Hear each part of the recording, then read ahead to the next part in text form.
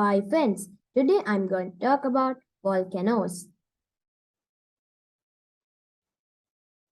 What is a volcano? A volcano is a vent that contains magma from the earth's crust. The liquid rock is called magma, and after it comes out called lava.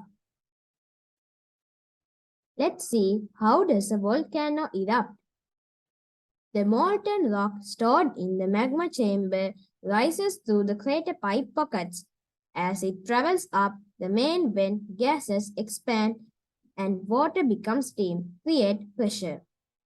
When the pressure can no longer be contained, the volcano erupts through the crater and secondary side vents. Let's see what are the common volcano gases. Water vapor, carbon dioxide, sulfur dioxide, hydrogen chloride, hydrogen fluoride, and hydrogen sulfide. Different types of volcanoes, such as white plateaus, fissure vents, and bulging dome shapes.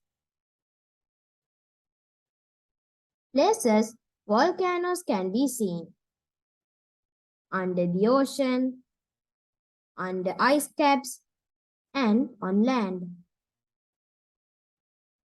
Did you know how does the volcano gets its name?